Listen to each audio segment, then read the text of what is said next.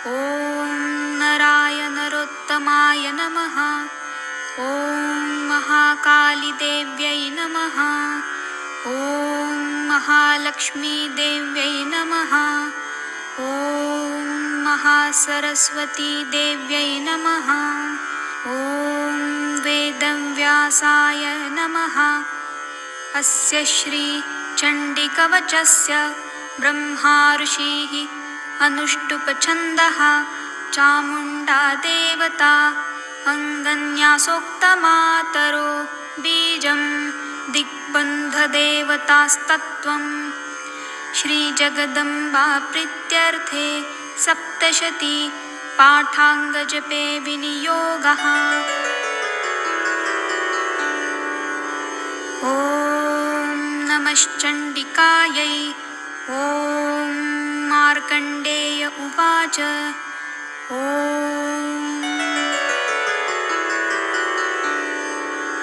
यद्गुह्यं परमल्लोके सर्वरक्षाकरं नृणां यन्यकस्यचिदाख्यातं तन्मे ब्रूहि पितामह।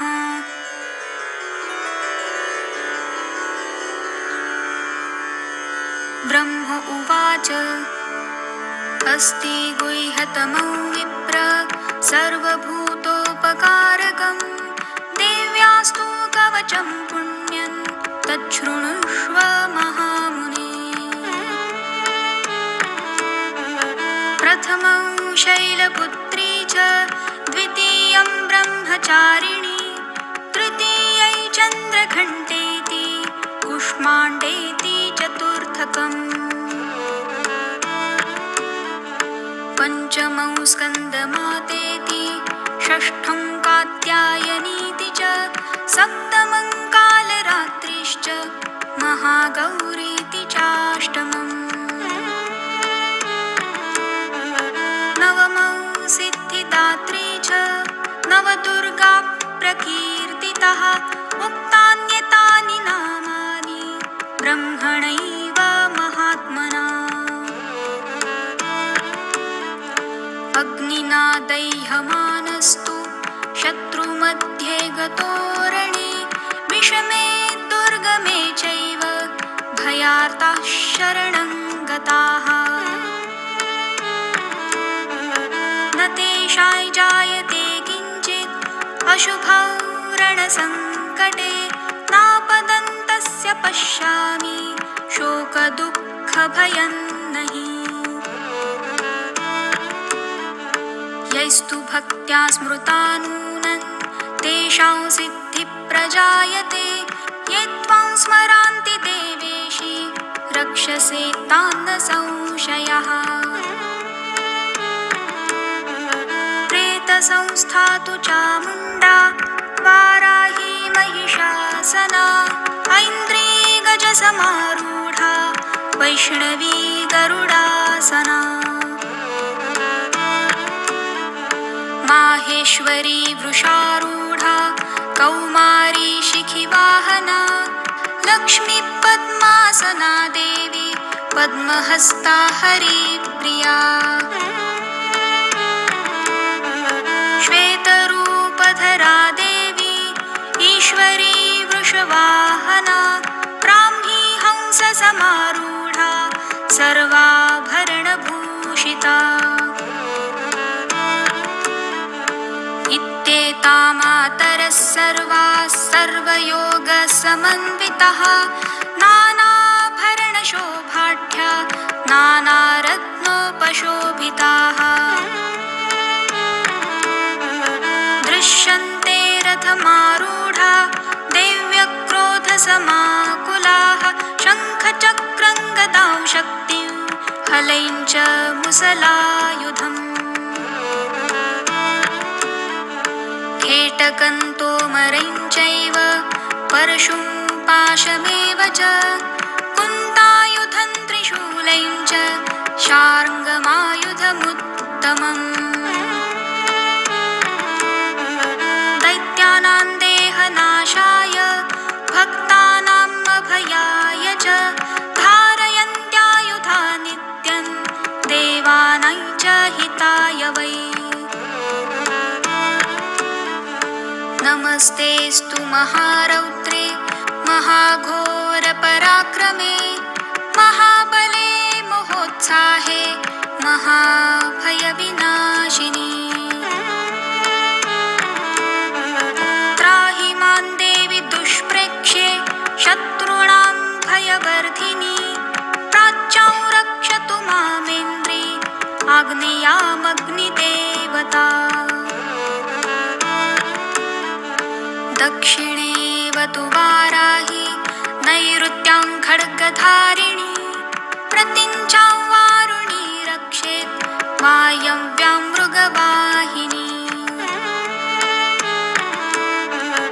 उदीचां पातु कौमारी ईशान्या शूलधारिणी ऊर्ध्वं ब्रह्माणि मे रक्षेत् हस्तात् वैष्णवी तथा एवं दश दिशो रक्षेत् चामुण्डा शववाहना जया मे अग्रतस्थातु विजया स्थातु पृष्ठतः अजिता वामपार्श्वे तु दक्षिणे चापराजिता शिखां मे द्योतिनी रक्षेत् उमा मूर्ध्नि व्यवस्थिता मालाधारी ललाटे च भ्रुवो रक्षेत् यशस्विनी त्रिनेत्रा च भ्रुवोर्मध्ये यमघण्टां च नासिके शङ्खिनी चक्षुषोर्मध्ये श्रोत्रयोर्द्वारवासिनी कपोलौ कालिका रक्षेत् कर्णमूले तु शाङ्करी नासिकायां सुगन्धा च उत्तरोष्ठे च चर्चिका अधरे चामृतकला जिह्वायां च सरस्वती दन्तान् रक्षतु कौमारी कण्ठमध्ये तु चण्डिका घण्टिकाय चित्रघण्टाय च महामाया च तालुके कामाक्षी चिबुकौ रक्षेत् वाचं मे सर्वमङ्गला ग्रीवायां भद्रकाली च पृष्ठवंशे धनुर्धरी नीलग्रीवा बहिःकण्ठे नलिकान्नलकूबरी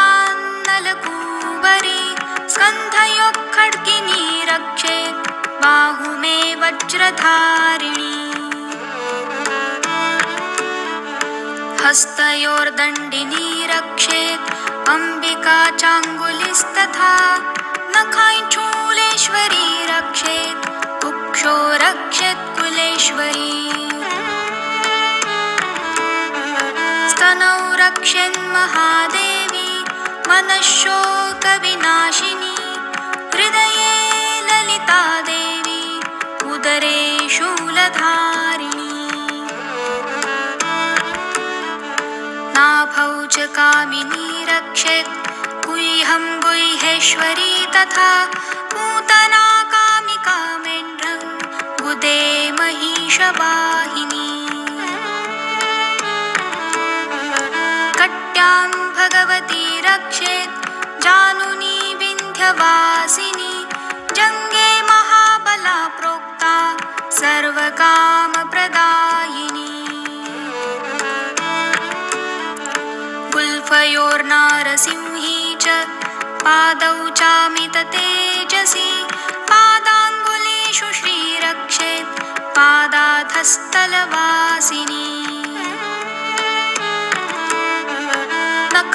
नखान्दंष्ट्राकराली च केशांश्चैवोर्ध्वकेशिनी रोमकूपेषु कौबेरी त्वचं वागीश्वरी तथा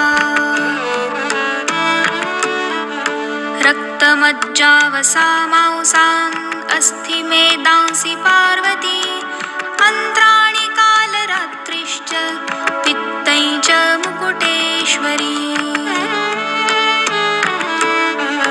पद्मावती पद्मकोशे कफे चूडामणिस्तथा ज्वालामुखी खज्ज्वाला अभेद्या सर्वसन्धिषु शुक्रं ब्रह्माणि मे रक्षेत् छायां छत्रेश्वरी तथा अहङ्कारं मनोबुद्धिं रक्ष मे धर्मचारिणी प्राणापानौ तथा व्यानम् उदानै च समानकं वज्रहस्ता च मे रक्षेत् प्राणं कल्याणशोभना रसे रूपे च गन्धे च शब्दे स्पर्शे च योगिनी सत्त्वं रजस्तमश्चैव रक्षेन्नारायणी सदा आयुरक्षतु वाराही धर्मरक्षतु वैष्णवी यशकीर्ति च लक्ष्मी च धनं विद्या च चक्रिणी गोत्रमिन्द्राणि मे रक्षेत् पशुं मे रक्ष चण्डिके पुत्रान् रक्षेत् महालक्ष्मी भार्यां रक्षतु भैरवी पन्थान् सुपथा रक्षेन् मार्गक्षेमकरी तथा राजद्वारे रक्षेत् विजया सर्वतः स्थिता रक्षाहीनं तु यत्स्थानौ वर्जितं कवचेन तु तत्सर्वरक्ष मे देवी जयन्ती पापनाशिनी पदमेकं न गच्छेतु यदिच्छेच्छुभमात्मनः कवचेन्नावृतो नित्यै यत्र यत्रैव गच्छति तत्र तत्रार्थलाभश्च विजयः सार्वकामिकः यं यै चिन्तयते कामं तं प्राप्नोति निश्चितम् परमैश्वर्यमतुलं प्राप्स्यते भूतले पुमान् निर्भयो जायते मर्त्यः सङ्ग्रामेष्वपराजितः त्रैलोक्ये तु भवेत् पूज्यः कवचेनावृतः पुमान् इदं तु देव्याः कवचं देवानामपि दुर्लभम् यः पठेत् प्रयतो नित्यै त्रिसन्ध्यां श्रद्धयान्वितः दैवी कला भवेत् तस्य त्रैलोक्येऽप्यपराजितः जीवेत् वर्षशतं साग्रम् अपमृत्यो विवर्जितः नश्यन्ति व्याधयः सर्वे लूता विस्फोटकादयः स्थावरै जङ्गमै चैव कृत्रिमै चापि यद्विषम् आभिचाराणि सर्वाणि मन्त्रयन्त्राणि भूतले भूचराख्येचराश्चैव जलजाश्चोपदेशिकः सहजा कुलजामालाश्चाकिनी डाकिनी तथा अन्तरिक्षचराघोरा डाकिन्यश्च महाबलाः ग्रहभूतपिशाचाश्च यक्षगन्धर्वराक्षसः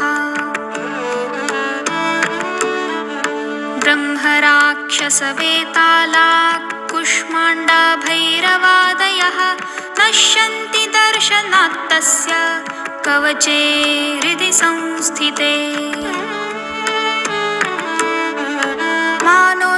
मानोन्नतिर्भवेद्राज्ञ स्तेजो वृद्धिकरं परं यशसा वर्धते सोऽपि कीर्तिमण्डितभूतले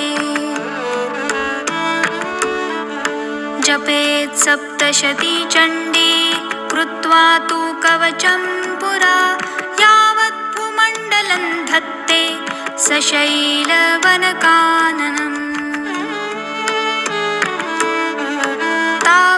तिष्ठति मेदिन्यां सन्तति पुत्रपौत्रिकी देहान्ते परमौ स्थानै यत्सुरैरपि दुर्लभम्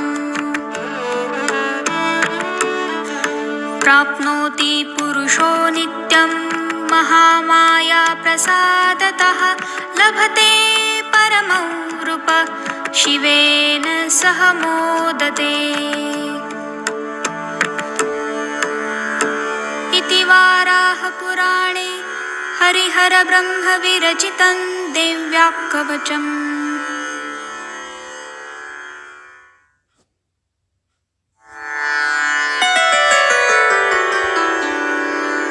अस्य श्री अर्गलास्तोत्रमन्त्रस्य विष्णुऋषिः अनुष्टुप्छन्दः श्रीमहालक्ष्मीर्देवता श्रीजगदम्बा प्रीतये सप्तशती पाठाङ्गजपे विनियोगः।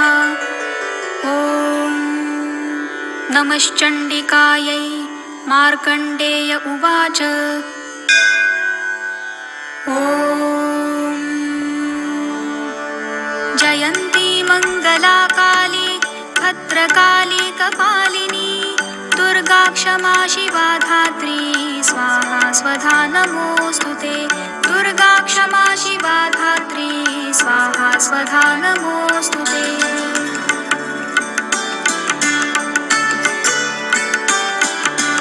जय त्वं देवी चामुण्डे जय भूतार्तिहारिणी जय त्वं देवी चामुण्डे जय भूतार्तिहारिणी जय सर्वागते देवी कालरात्रि नमोऽस्तुते। जय सर्वागते देवी कालरात्रि नमोऽस्तुते।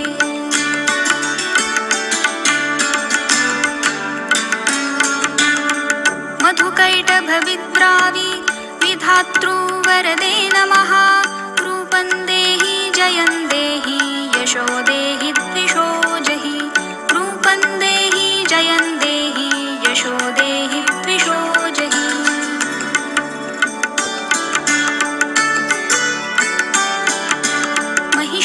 महिषासुरनिर्नाशी विधात्री वरदे नमः। महिषासुरनिर्नाशी विधात्री वरदे नमः। रूपं देहि जयं देहि यशो देहि द्विषो जहि। रूपं देहि जयं देहि यशो देहि द्विषो जहि।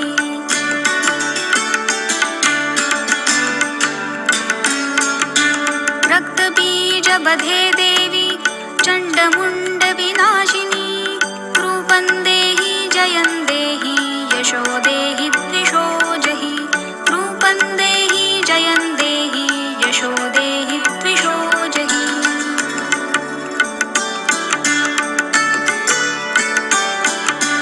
शुम्भस्य निशुम्भस्य धूम्राक्षस्य च मर्दिनी। शुम्भस्य निशुम्भस्य धूम्राक्षस्य च मर्दिनी। रूपं देहि जयं देहि यशो देहि द्विषो जहि। रूपं देहि जयं देहि यशो देहि द्विषो जहि।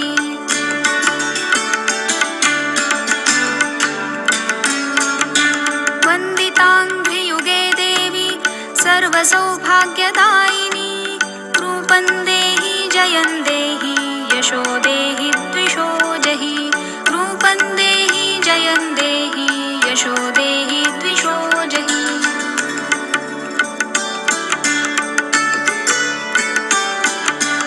अचिन्त्यरूपचरिते सर्वशत्रुविनाशिनी। अचिन्त्यरूपचरिते सर्वशत्रुविनाशिनी। रूपं देहि जयं देहि यशो देहि द्विषो जहि। रूपं देहि जयं देहि यशो देहि द्विषो जहि।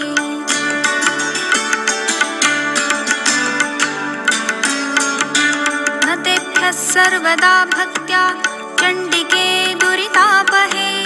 रूपं देहि जयं देहि यशो देहि द्विषो जहि। रूपं देहि जयं देहि यशो देहि द्विषो जहि।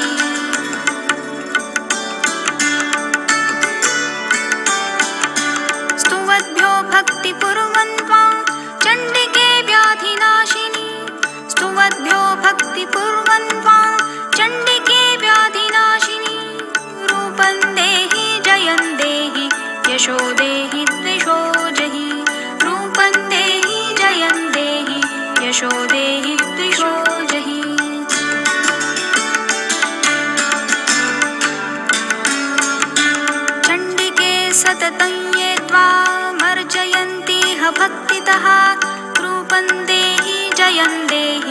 यशो देहि द्विषो जहि रूपं देहि जयं देहि यशो देहि द्विषो जहि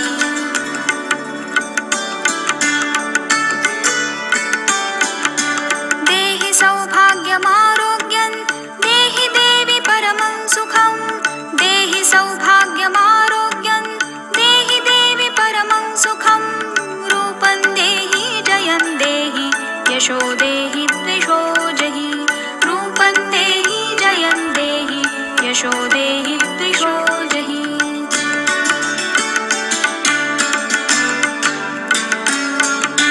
विधेहि द्विषतान्नाशं विधेहि बलमुच्चकैः रूपं देहि जयं देहि यशो देहि द्विषो जहि रूपं देहि जयं देहि यशो देहि द्विषो जहि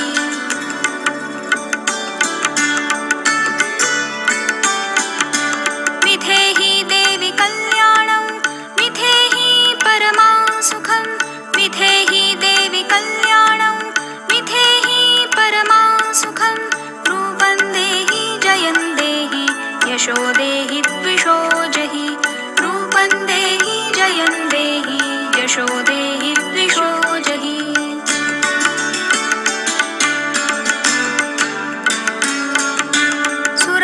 सुरासुरशिरोरत्न निकृष्टचरणेऽम्बिके रूपं देहि जयं देहि यशो देहि द्विषो जहि रूपं देहि जयं देहि यशो देहि द्विषो जहि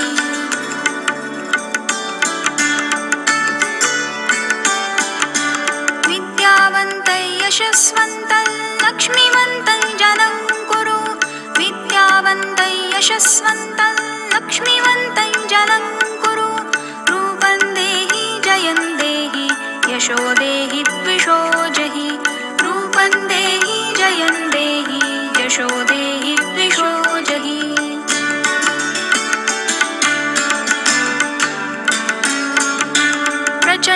प्रचण्डदैत्यदर्पघ्ने चण्डिके प्रणताय मे रूपं देहि जयं देहि यशो देहि द्विषो जहि रूपं देहि जयं देहि यशो देहि द्विषो जहि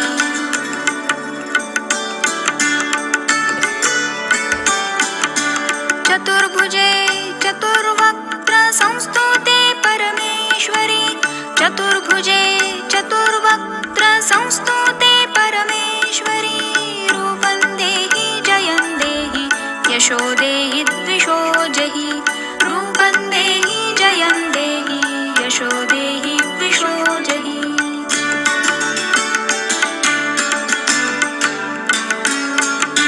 कृष्णेन संस्तुते देवी शश्वद्भक्त्या त्वमम्बिके रूपं देहि जयं देहि यशो देहि द्विषो जहि रूपं देहि जयं देहि यशो देहि द्विषो जहि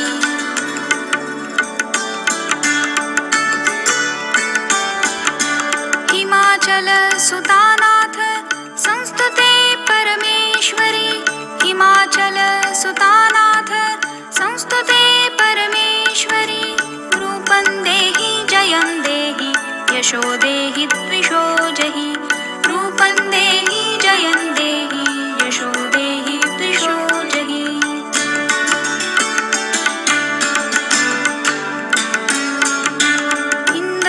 इंद्राणीपतिसद्भाव पूजिते परमेश्वरि रूपं देहि जयं देहि यशो देहि द्विषो जहि रूपं देहि जयं देहि यशो